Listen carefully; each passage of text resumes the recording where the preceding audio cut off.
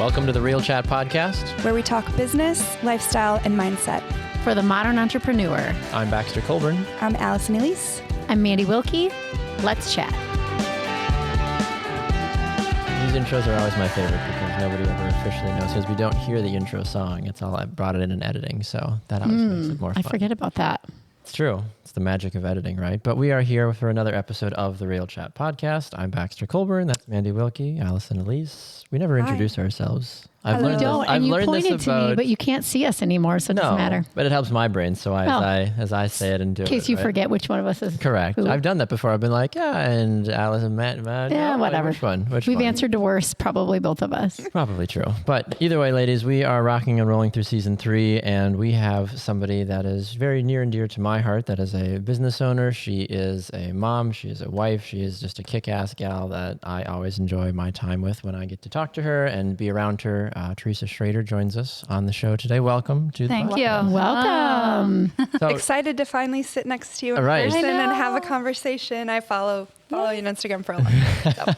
So Mandy and I have just been sitting here watching the two of you ladies talk about fashion and clothing and like, oh, where did you get that? And you're like, it's almost like a funny guessing game. You're like, oh, did you get this from here? Oh, yeah, and I got that from this. And you're like guessing the brand. Baxter and I are completely oblivious I want to to the guess conversation. jeans are made. Wow. We're like, oh nice my God, weather we're having today, Mandy. They're so cute together. They're rails. Like a little couple on a first date. Right? It's talking so about cute. their... Like, oh, we're finishing each other's need to go sandwiches. get wine. Complimenting each other. Yeah. Yes, girl. Yes. I love it. I love I'll it. be your personal hype girl if you need it, because that's true. my favorite thing. Can you imagine the two of you in like a photo sesh together? Come on. That would be super fun. That'd be fun. You guys should never do it. shot together? No. That's right. You've used the space. I You've said used the vault. space. I That's want right. you to Yeah. do Christmas photos for our family. She Yeah. did say that this morning. She I would asked Allie love to do that. family photos. Oh, Big I would fan. love to you'd do be in that. good hands. Yeah.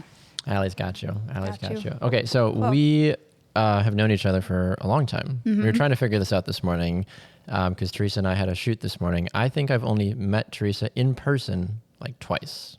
And Wow. I've known you for 8 Yeah, 8 years I'm probably. trying to remember if Beckham was alive or not when you and I first think met. a baby.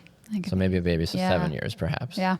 So, and we've only physically seen each other maybe twice Wow. over that time. And it's been 4 or 5 years since the last time we saw each other as well. But Yeah. that's the funny and cool part about social media and just kind of life as a whole, right? You can connect and have a relationship with somebody. When you stepped out of your car this morning, I'm like, hi, like, great to see you, right? Right. It just kind of felt like you never missed a beat. But you've had an interesting journey in business, right? You've done a lot of things over the years. You've started companies and businesses. You've stopped them. You've gone from corporate. You've gone from personal to awesome things that you do all the time, right? Like, walk us through a little bit about what you do now and how did you get into it, and then we'll kind of go backwards a little bit and work our way back. So now I guess 10 years of experience leading up till now. I just pivoted in March of 2024 and started my own personal brand and helping other women brand themselves online and show up more authentically in their business. To back up, I was in network marketing for 10 years. I had another Instagram account with almost 30,000 followers and just wasn't in it anymore. My heart was not in the space. I tried to kind of start my own personal brand on my old page, but my audience just wanted fashion and kids and family, and that's how I built my previous business. So when I kind of pivoted, it was like crickets. And I'm like, okay, read the room. Nobody here wants this type of content. So I started fresh, which has been a beast, I will say. Journey, yeah. Yeah, it definitely has been more difficult to grow a following on a new account, but it's been great. I've been able to help a lot of women. I have my course is officially launched, and I held a mastermind earlier in the year, and it's been really fun. But also, you know, with that comes a big pivot came, but also just like evolving and figuring out exactly who I want to talk to, who I want to serve, how I want to serve them, and yeah. Well, because in your line of work, your following converts to the customer. And it's, you know, you can talk about fashion all day and those people will buy the links that you're posting and you'll make money that way, which sometimes I think in today's world, not everybody wraps their head around people doing social media for a career. That's true. Right. But I mean, getting those people sitting in a room with you is it's the same concept. Right. You're showing up to your space on your phone, and you're hoping that those people sit in that virtual room and take your course and learn about how they can build a brand. I have been seconds away from purchasing your course multiple times. I probably need to take it. That's why she's here to confirm you, like, buy the course. Convert you to do this. Yeah. Do it now. And I relate to you in that way because I'm on the other end where I've created a space where I've made money on social media too, but I'm in like a stagnant growth right now. Mm-hmm. And so I'm on the other end where I'm like, do I start a new page to create, that new algorithm or whatever people talk about on social media, which it's hard to figure it out. So there's, you're in that space where that following count, it converts to your customer. So speaking to those people, it definitely makes a lot of sense. It does. Yeah. It's crazy. Like my second month of business, I made $16,000 with under 1,000 followers, which was cool. And I was like, this is amazing. Like, oh my God. I love that you say that was cool. It was so cool. Yeah. I'm so hard on myself. I would say so it's hard on myself. Impressive is a better word. Yeah. I was like, can we clap? That's a big deal. Amazing. But also then Baxter and I were talking about this earlier. It's like, as your own business owner, you have like great weeks or great days and you're like on top of the world and you're like, this is amazing. This is the best thing I've ever done. And then like 2 weeks can go by and you're like, hello? Got nothing. Is anybody there? Does anybody care? Instagram down for the day. It's such a wild ride. And I feel like you have to stay on top of all of the trends or like ahead of, which means you constantly have to be willing to like pivot and evolve and grow and try new things take risks. And it's a lot for one person. I think it's a really, really tough job that's really overlooked in society. Yeah. Because you take a business owner that owns a brick and mortar or something, and now you're adding social media, which most business owners and brick and mortars are like, I cannot do social media. So they're outsourcing the social media. Mm-hmm. And then people like you are doing social media for a job and selling what you have and taking the information that you possess and monetizing it. Mm-hmm. And that work never stops. That work goes with you everywhere. So when you're being mom and you're going off to hockey and you're, playing, you're spending your time at the sports that your kids do and things like that, it's like, where do you find the line to balance? Because if you're not showing up all of the time, chances are you're not making the money all of the time. Right. Which is really we had hard that conversation sometimes. this morning, right? Like, and we've talked about this on the show many times. If we don't go to work, we don't show up, we don't open the computer or open the phone today, like either we don't get paid. Yeah, like it doesn't happen. No messages get sent, no messages get replied to, and great. Then there's nothing that hits our bank account reoccurring every week, right? Type of thing, which is a hard thing to do sometimes. I thought it was fascinating in pulling off of stuff that you said this morning again, is you would talk, I forget the theme of the video, but you talked about some of the, was it the 3 red flags? I'm trying to remember what it was. But one of the things that we, in the line of work that all of us do, is promoting things right on social media, but you talked about putting your phone down, which I thought was fascinating to me. And you're like, don't get sucked into it. And even though you need to, you still have to do it, of course. But I thought you have like, literally your job is like helping people brand themselves. You're like, no, put your phone down. And I was like, what? Like, it's so, okay. I've been like very adamant about just making myself do this because, like you said, it's like, oh, I can be at a hockey game, but I'm like scrolling my phone, or in half the time when you have a job on social if your kid's media, not on the ice for a moment, you're like, right? I don't even know. But then it's like, why am I doing this? Why every second that I'm not doing something, I'm reaching for my phone? And so when I started my new business, I was like, I'm going to do things differently this time. And I want to do it in a way that I don't feel burnt out in 2 years, 3 years, 4 years. And a lot of that too, I think about social media. Like, do I want to be dependent on social media for my income when I'm 50, 60? Like, probably not. And who knows what that even looks like in that world at that point, right? Yeah. So I don't know. There's a couple like apps that I use, or I'll just put my phone on silent and plug it into my room and walk away. And it's hard. And you don't wear any watches or smart devices of any sort at all? Okay. No. So Because that's kind of the way to cheat sometimes. You're like, yeah, my phone's in the bedroom, but I'm like checking my Apple Watch Sure. sometimes. I'm like, oh, shoot, I should probably respond to that. I'm like, I'll be right back. And just, you're in the bedroom and 10 minutes later, you're like, oh, crap. I'm like, okay, sorry. Yeah. That was one of the best decisions that I made about Not 6 worrying. months ago is I disconnected my phone from my watch. So it still tracks you, but you're not. It still tracks getting my notifications. steps and, I can see my time and everything like that. But I disconnected it because I found that I would be working on a task and then I would get a text Yep. and I'd have my phone set aside. So I wasn't like distracted. And then Yeah. I'd get the text and I'd be like, oh, I should answer that. And then I'd forget what I was doing. Yeah. Yeah. Or So what was a easy. priority and had my mind track now took from that and I can't be Yeah. as productive. So it was a hard decision, but it's funny. I was just out in Connecticut visiting my daughter and the time changed.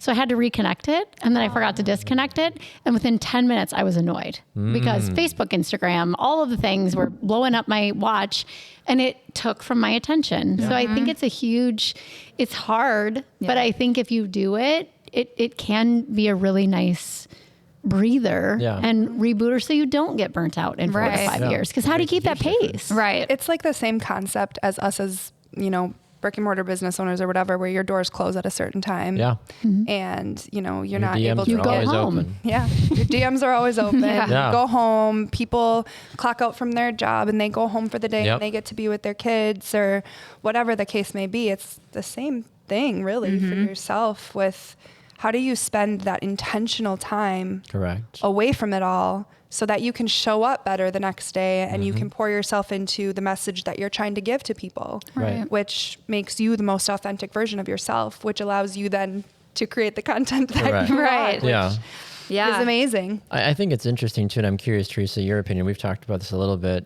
Everything that we do, and Mandy, you have a physical magazine, but so much of what you do is virtual, right? Like Allie and I create things that technically don't exist, right? Like we not create tangible. digital Yeah. items, right? Like, so sometimes that's hard for family members or friends to support and be like, I didn't build this thing, right? I'm handing it to you, right? Or just in general for you, like with the work that you're doing, like, we shot 30 videos this morning. I'm like, great. Like, but what is that? I can't touch it. I felt my camera, right? And you smiled and you talked and your microphone and all that, but like, that's not, you don't have a physical item, right? Like, does that sometimes get in your head of like, I'm not physically, I didn't build a house, right? I didn't create this cup of coffee that you're drinking, right? Type of thing. Like, how do you, because that sometimes from a motivational perspective, like mess you up at times and you're just like, I don't physically have a thing. I don't think, when I was building my course, because I built it live, a lot of courses online, if you don't know this, people will sell it first and then create it second.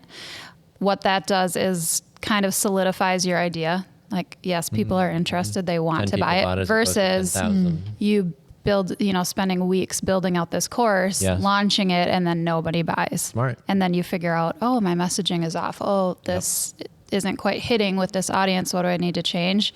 While I was building that, it became easier to talk confidently about what I was selling because it was like done with building. Yeah. Right. And so that helped.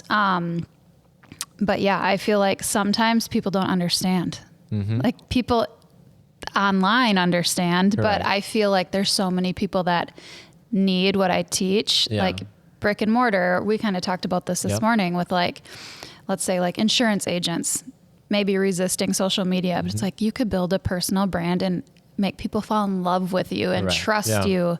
Financial advisors, accountants, if they knew you and could feel how much you actually cared versus $20 off of your tax refund this year. Canva graphic is or it whatever. just doesn't hit the same. And I was telling Baxter about this. If you think about Sarah Blakely, for example, she's the owner of Spanx. Yeah. Spanx has 300 something thousand followers on Instagram, but Sarah has almost 1 million. And it's because she humanizes the brand. She is the personal brand behind Spanx. So that just goes to show people want other people, especially in this day and age where everything is so digital.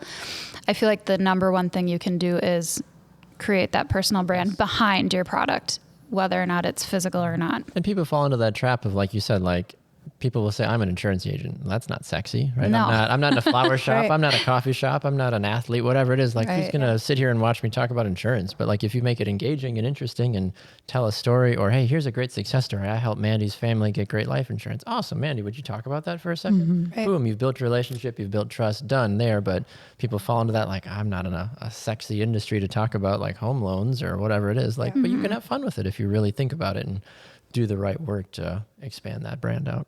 I think it's a fine line too. You said you help women build their brand, right?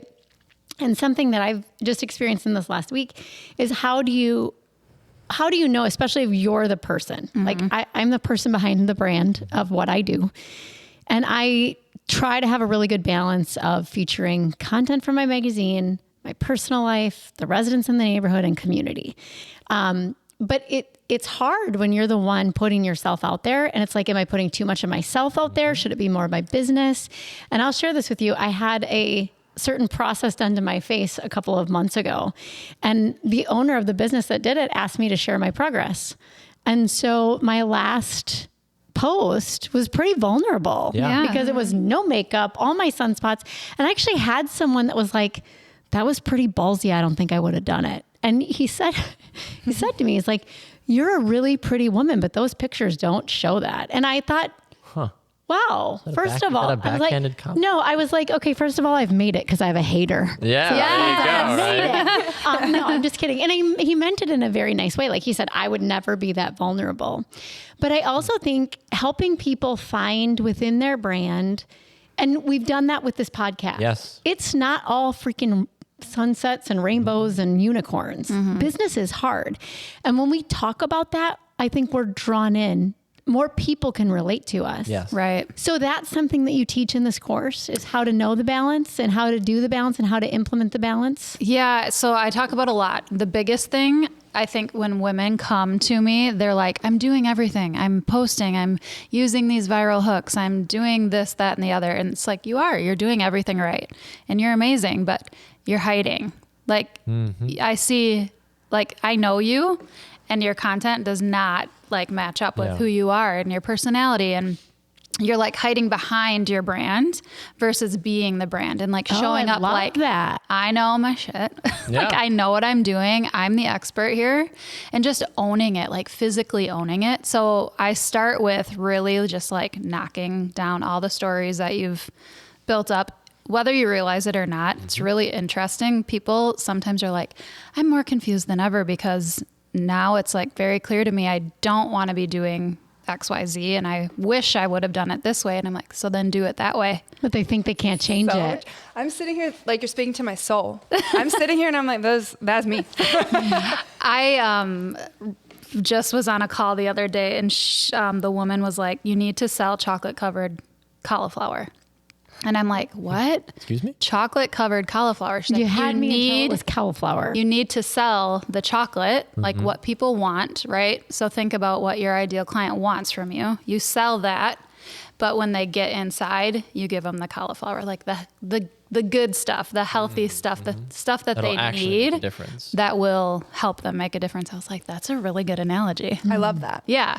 So it is. It's like just being bold and brave and stepping into like who you are and show up however the hell you want because you're going to repel the people that think you're too vulnerable. Correct. Yeah. And you're going to pull in the ideal client that you really want to speak to. Correct. We've talked about that with this podcast, right? And we've been very open. Like, we don't have tens of thousands of listeners, but the audience that we have is loyal, like very, very loyal, right? Like, and they're reaching out and saying correct. things. Oh, Yep. And that's so, like, amazing. So, I mean, maybe if it's 5 people, who cares? Someone's like, I listened to you on the podcast and it makes my heart so happy. Or they It's say, the same thank you for analogy. being vulnerable. We've had, I forget who it was, but we've had somebody message us in the past and be like, I'm thinking of starting my business. And because I've listened to you guys be vulnerable, like now I'm going to. Now I'm type going of to, thing. yeah. And we're like, call us. We'll help you. We'll yes, hype you up. 100%. Yeah, Absolutely. Yeah. We'll Yeah. cheer you on. 100%. Definitely. It always makes it so interesting, right? When you come across other business owners and you hear what they've learned and what they've done, right? Like, who are some of the people for you that you either look up to or inspire you to show up every day outside of your family, right? But like, do you have those like mentors or people that step out to you that you're like, yeah, like they've made an impact on me, whether they know it or not? Yeah, there's a couple. I'm working with a coach named Alex right now. Her last name is hard to say, like Nigerian or something. I don't know. But anyway, she's the first, like what I look for in a mentor and a coach is oftentimes what I'm missing, like within myself, what I feel like my weakness is or what I need to work on. And hers, I guess, messaging is just like being the one, taking the leap, being the one to like trailblaze is her, slogan. And I think when I entered into a new space, I felt like I was standing there naked, like, who am I? What do I want to talk about? I have 10 years of experience. I don't want it to go to waste, but like this feels really scary. And so I invested with her and I was just like, I know what I'm doing. Like I've done this for 10 years. Just because it's in a new arena doesn't mean that everything I've done to this point is discredited. Yeah. Totally. So yeah. So she really helped me. I also really enjoyed Jamie C. Online. She was a hairdresser. SEA or SEA. SEO. And she's awesome. Like the actual. Yeah. She's just really down to earth. And I think that's why I was so drawn to her, because I'm like, you don't see many coaches out there that make you feel like, hey, let's go get coffee. And you'll be the same version I see online as I see in person. Yeah. And that's the type of mentor I want to be. Like, I don't want someone to buy my course and then me be like, cha-ching, thank you, bye. Like, I never want people to feel like that. I've felt like that on the other end. And that's why I have live coaching as a part of my course. We do a live call every other week. So if they need help, we can talk through it. I have guests on. It's just a little community. Yeah. And I love it. I love that. Yeah. And I think it's important. You kind of hit it on the head. And I feel like this is something that I've done a good job of.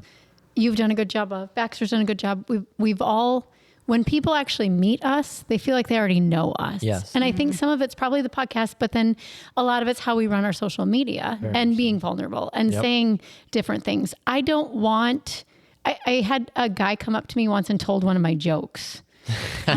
He's like, oh, that joke that you say. And he said it to me and it was a little creepy at first. I'm like, dude. And then he's like, no, I just love listening to you. And this was in my old life when I was doing some social media for someone. And then I got to thinking, I'm like, they already know my jokes. They know my sense of humor. They walk into this business. At the time I was in a brick and mortar, they walk into this business and they feel like they already know you and trust you. Yeah. And they haven't ever met you. And I think if you can teach people, because it's easy to say. Oh, so easy. It's easy to say, but if you can teach people beyond, hey, she's a mom of 3, she owns a magazine, whatever it is, how do you relay that to people so they like, know, and trust you and want to work with you before they even know what you're selling? Right. I think that's huge. Yes, absolutely. And a lot of people don't know how to do it. No, that's what I saw a gap when I was in network marketing. And part of the reason I kind of felt myself pulling away, I'm like, I've been able to do so many amazing things, but I also brought in a lot of women who were not able to duplicate what I did. And I'm like, this just doesn't feel good. Like, why is there such a big disconnect? And I'm like, I know. And they see you do it and they think they can. Right. And I'm like, you know, you can say it till you're blue in the face, but what they were not doing is truly showing up as their authentic selves. They were, you know, there would be many times where I would put up a story and I'd see the same story from 3 other girls on my team verbatim. And I'm like, this is why you're not succeeding, because these are my words, not yours. So it was interesting, but I'm like, how many women in network marketing or in business in general would be way more successful if they just showed up who they actually were instead of putting on this facade? Yeah. So true. I love that. Preach. I Yeah. love that. I'm speechless, really. And that takes a lot for Ellie. You're right. It's not very often. I'll tell you that right now. I think that's so cool. I don't know. Yeah. There's such like a fine line, because we live in a world where people do succeed by copying. And imitation can be flattery. Within reason. Right? absolutely. And so I know a little bit about your history with the jobs that you did in the past too. And I will say that I was like one of the biggest supporters when you announced that you were stepping away from like some of those things to do your own, because believe it or not, like 5 years ago, I had on my Pinterest page, and it's still a page on my Pinterest. It's called Be Your Brand.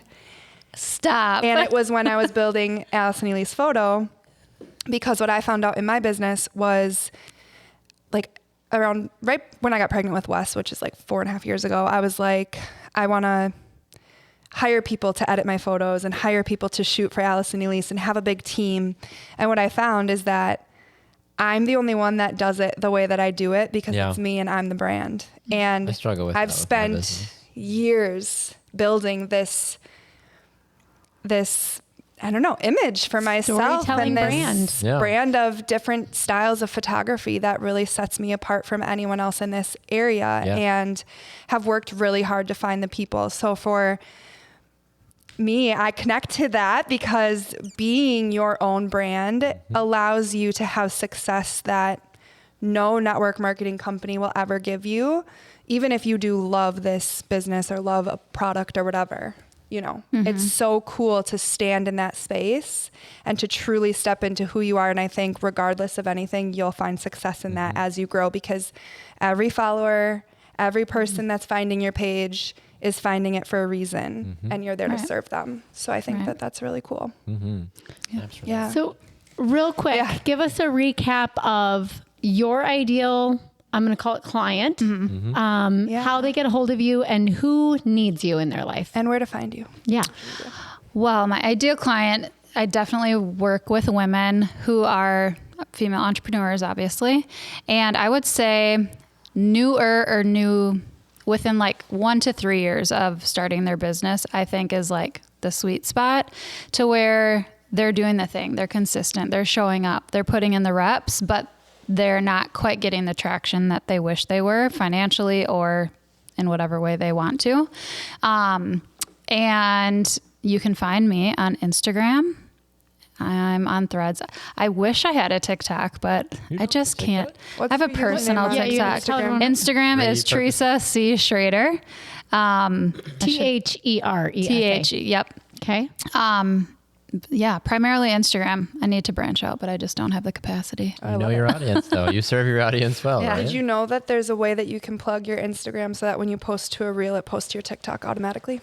No, There's but I was... a way that you can make it happen. Oh, I need to do that. Yeah. And I was going to tell you, you can connect your Instagram to Pinterest, which will connect them to your LTK. I think I did know that as well, which is amazing. Mind blown. Double whammy. Yeah. Amazing. Good. I love it. Well, Well, we Theresa, love thank you for being having here. you. Yeah. Thank you so Fun. much. Yes. Absolutely So love it. great. Thank you. Can't wait to dive into your Instagram a little bit more. And It's great. Lots I'm going to to have learn. really good coachable. videos soon from Baxter. I love it. Very soon. I love it. Well, ladies, thank you again for taking the time. Season 3 is rolling along. We've got more coming up. Stay tuned. Every Monday, episodes come out. If you like what you heard, we'd love it if you left us a review and tell a friend. We appreciate it. Tag us on social media, and let's keep having some real chats as we go along, right? Love it. Thanks, everyone. Thank you. Bye. Bye.